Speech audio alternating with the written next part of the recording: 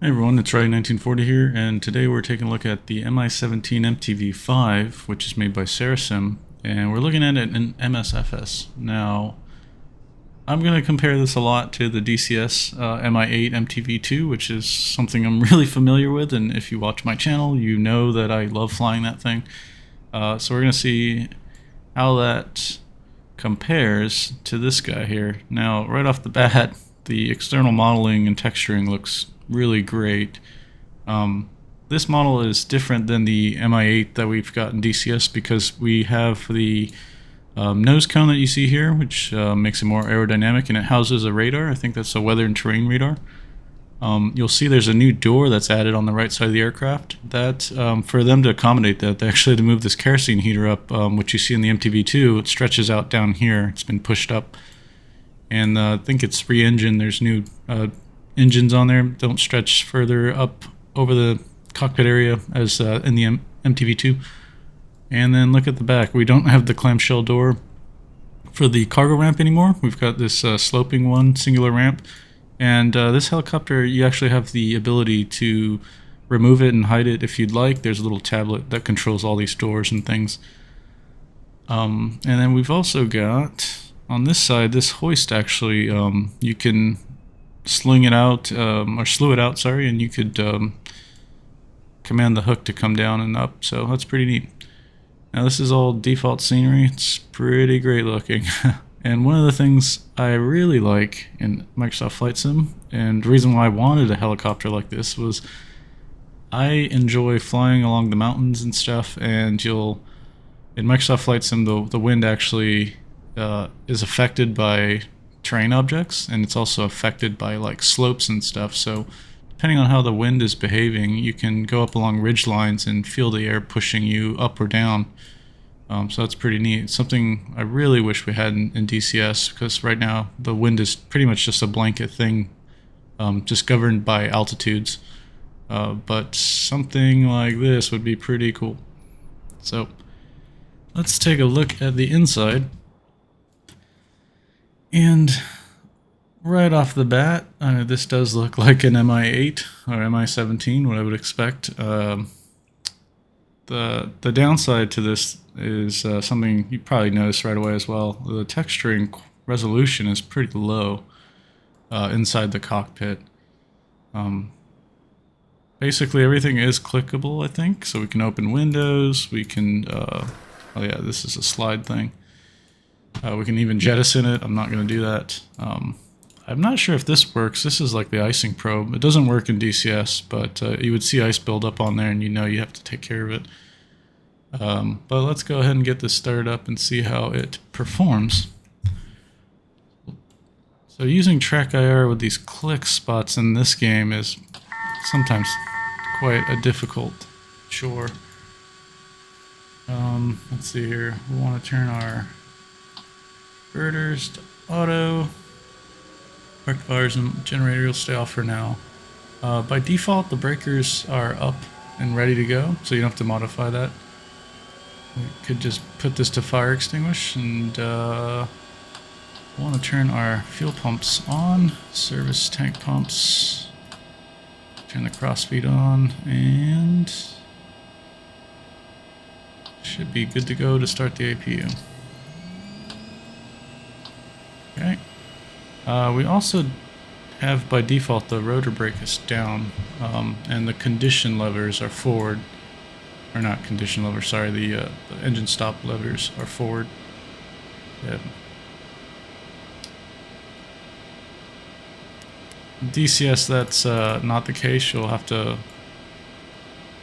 put down the rotor brake and send the engine stop lever forward once you start one of the engines. Which we'll do right now. We'll start the left one. It's the one I always start. Okay. So about this point you would advance the stop lever, but it's already forward, so we don't have to worry about it. One thing I noticed is if it's out and away from you, that's the lowest RPM, and if it's forward towards you, that's the highest throttle setting you can have. So we'll just put it outwards for now, and then we'll spool it up. Well, this is a tablet. As you can see, it controls all the different visual functions, and like I said before, you can adjust the hoist if you'd like, open the doors, and hide the ramp. If you don't want to be bothered with the startup, obviously you can just click on these guys and you're good to go. Alright, one's coming up. So it's interesting that this light was off while it was still coming up. Would kind of expect that to stay on until the engine was at its idle point. I don't know how realistic that is, but we'll see what this guy does. Alright. Start the right engine. Let's turn on some of this other stuff here while we're waiting. Oh man, the fan, this is important. Yep, there he goes, that works. I did notice the fan on the co-pilot side. It's not where I thought it would be. I'd assume it should be kind of just where it was for the pilot, but it's actually over here. And now in DCS, this is the flasher for the alarms. So you'll hear this clicking noise that you can turn on and off with alarms. But here we've got, that's the fan control for the co-pilot. Alright, parking brake's on, that's fine. Fuel gauges actually work too, which is really neat. This I use a lot in DCS because I think by default it's set to one of these other tanks, and I want to set it to always have my total showing.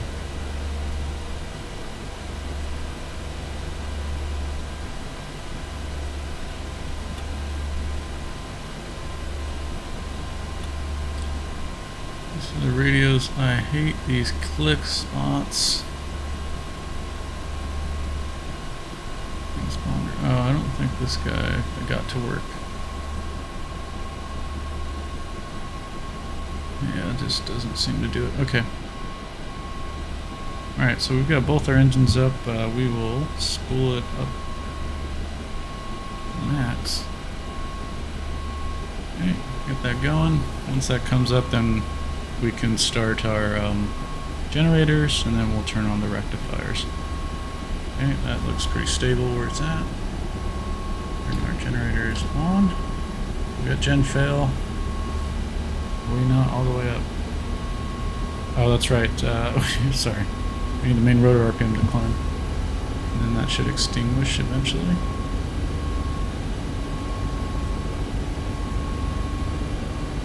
Okay. Now we can turn our rectifiers on. Good. Everything should be good to go, and then we'll just do a quick test here. Now, in DCS, this is in meters, so I usually would set the radar altimeter about 10 meters, which is slightly higher.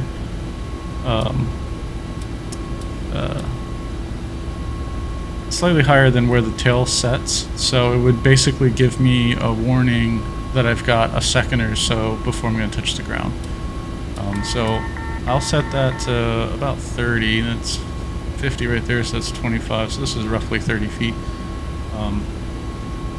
And yeah, we're in Portugal, which is, I hope I pronounced that right, the default airport for Microsoft Flight Sim.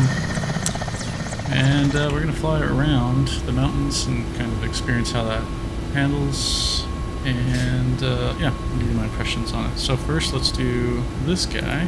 I don't think this is modeled in this aircraft for Flight Sim, Microsoft Flight Sim, but just if I don't see this light on and I'm flying a hip, it just feels wrong. Okay, so here we go. Let's do some ground rolls. I'll turn the parking brake off, and I want to show you something that's kind of weird with this aircraft. Now, I'll zoom out so you can see my pedals and you can see my cyclic. Okay, right pedal, left pedal, cyclic. Look at what the cyclic does if I'm pushing forward or backwards, and the helicopter just freaks out. I've got no collective in, and it's like a bucking bronco basically. It's insane. Yeah, I don't know what's going on with that.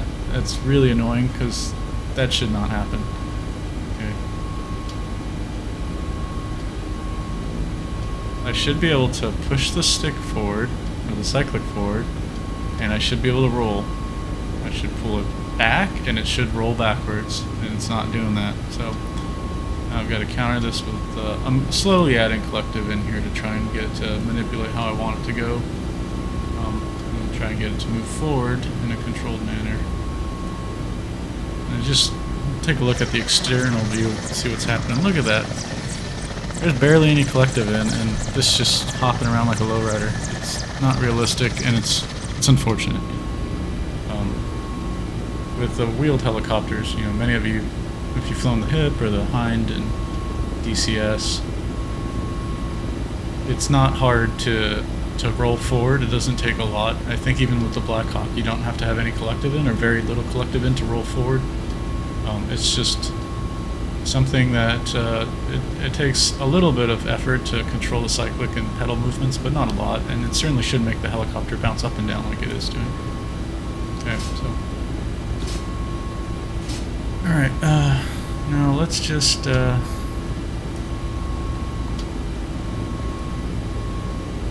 to get off the ground here. We'll do some flight testing. Okay, so adding in a bit more collective, and we're already off the ground. Okay. So I've noticed some strange behavior with the collective here. If you add a lot of collective in, what you should expect is the main rotor RPM is going to go down. It's going to sag. Now if that continues too much, then the problem is you've got this rotating airfoil above you, which is giving you lift, and now it's slowing down too much, so you're going to lose lift because the blades will stall. And they're just not going to provide enough lift to keep the helicopter going. So I'm going to add full collective in right now. Okay. Rotor RPM's coming down like it should. That's what we would expect. Really don't see any change in the engines responding to what I just did there, and they should kind of be struggling. So I'm asking the rotor system to take a huge bite out of the air all of a sudden. So rotor RPM is going down. We've got the warning because the generators have failed. You know, if they fail, I would expect the AC system in the aircraft to just go out, and everything's still on. We've got our GPS going, the autopilot stuff, the pitch roll channel. I don't know if that works, but that's still indicating like it's on. And the fans obviously famously should die, and they're still going. So yeah, we're at a pretty low rotor RPM, and we're climbing at an insane rate. Almost 2,000 feet per minute. You know, we're at 10,000 feet. Yeah, it's not something that I would expect. Yeah, at some point we would just simply get a loss of lift, and we wouldn't be climbing this high. So that's a weird thing. I'm gonna put the pitch back down for the main rotor, and we'll see that RPM increase for the main rotor, and that's expected. It should do that.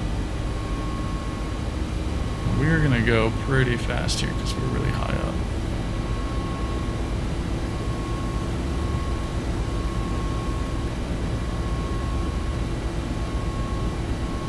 So I want to just fly along one of some of these ridges here and get really close to them.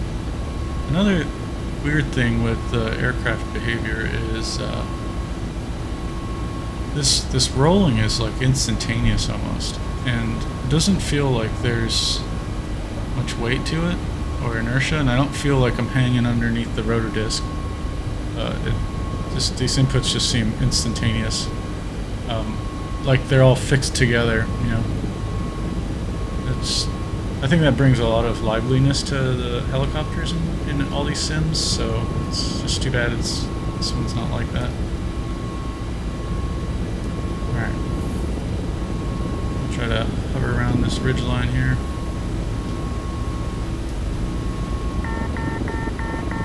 There we go. Very close to the ground.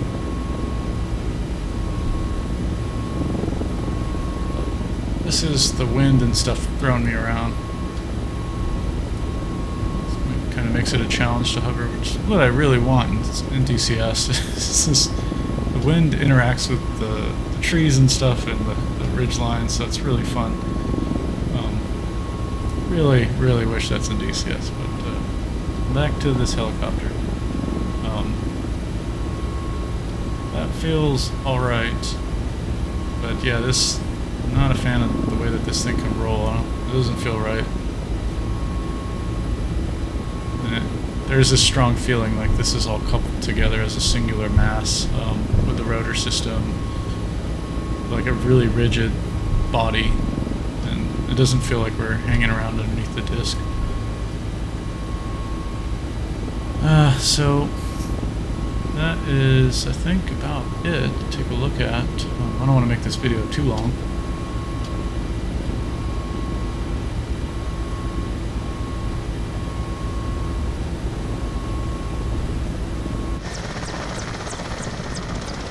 And externally, it looks amazing.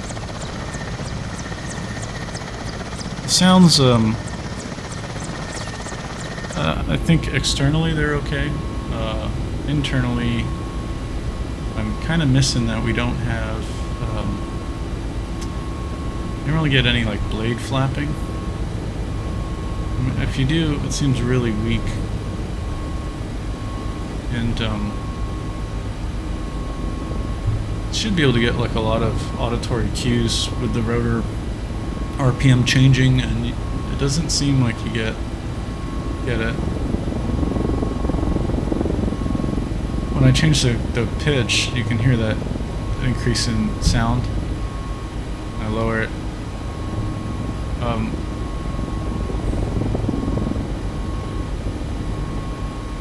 Kind of look at the engine behavior as I lower the pitch and increase the pitch. So if I yank up the collective, the engine should kind of struggle a little bit to do that so rapidly. So you've got to kind of be easy as you change this pitch, so you get the power that you need to climb. Alright, let's go see how it does when we want to land.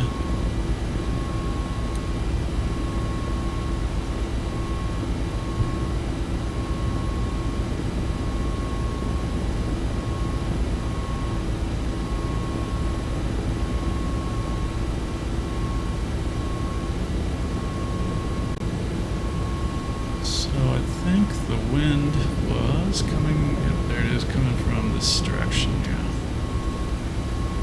Just weather vane ourselves into it. Okay.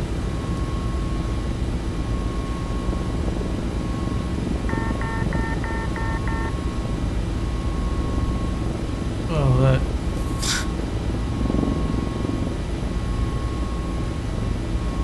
It's just really unstable around here right now. I'm trying to hover this thing.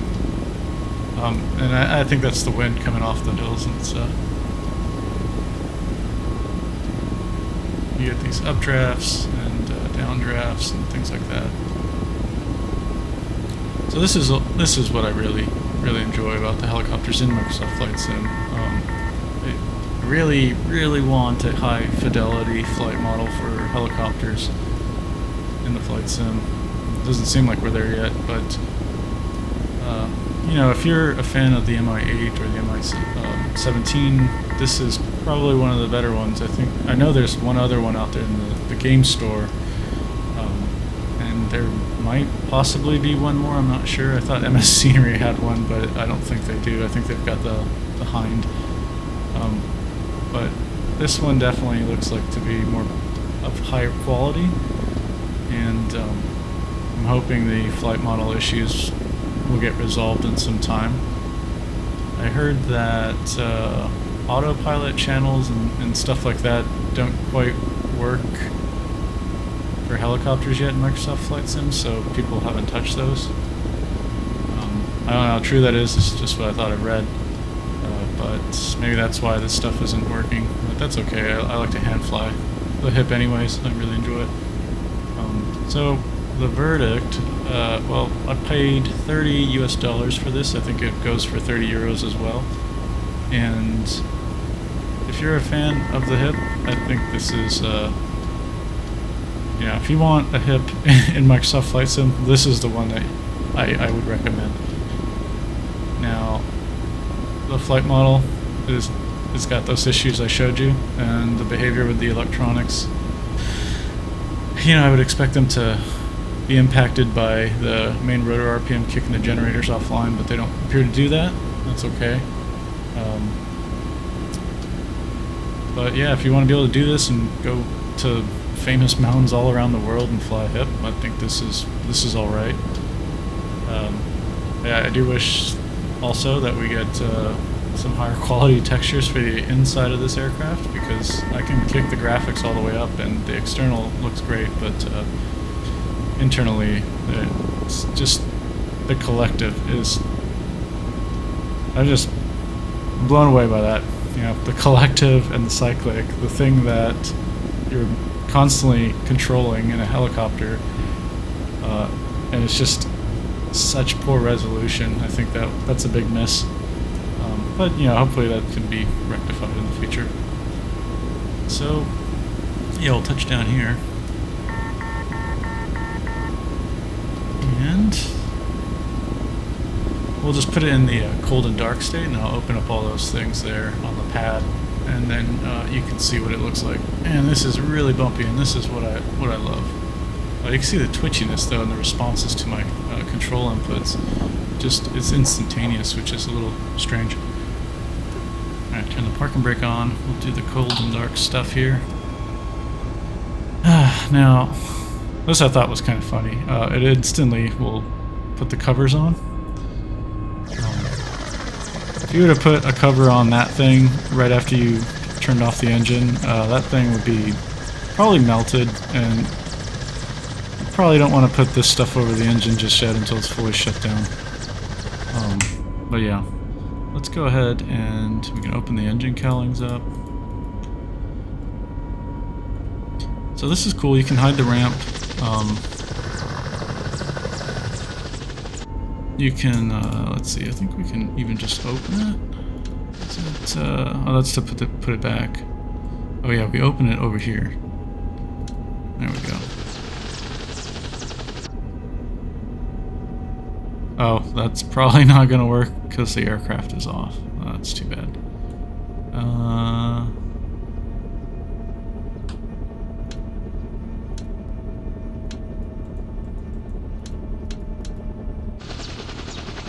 Yeah, okay, it's not going to work.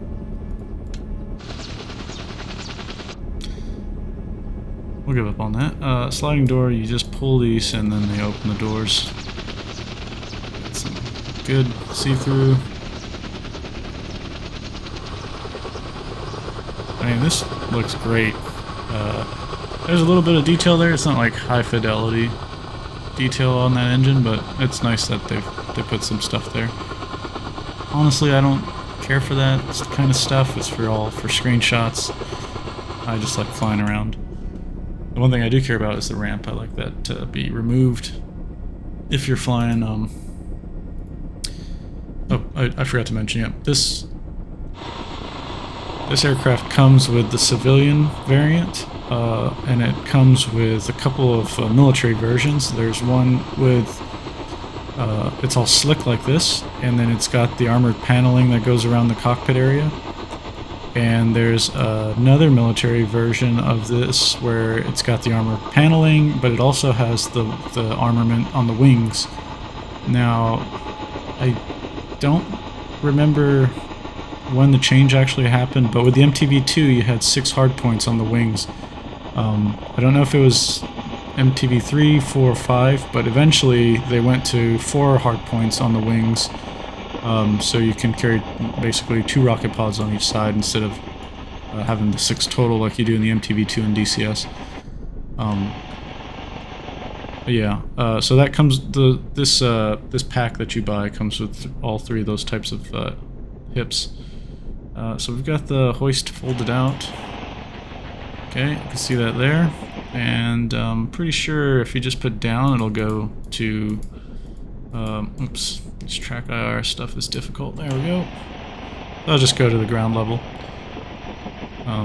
Man, it would be cool if you could have like different civilian types or rescuers and stuff like that attached to that, you know, when you're flying around. doing some fake rescues. Okay, and what's the other one we got? Oh yeah, the radome.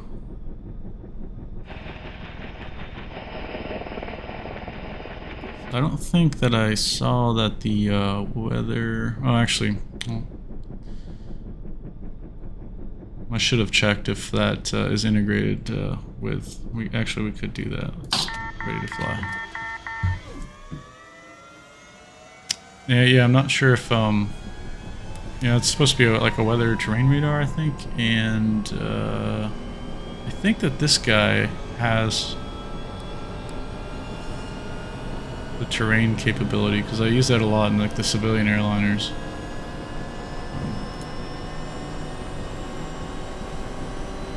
I'll let that load up there.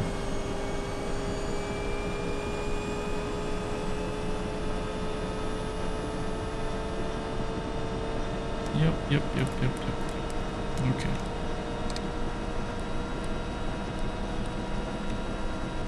Yeah, so we integrated with this, you've got the terrain stuff, but I don't think that's I think that's a part of just the database for the GPS system, not really a reflection of the radar system.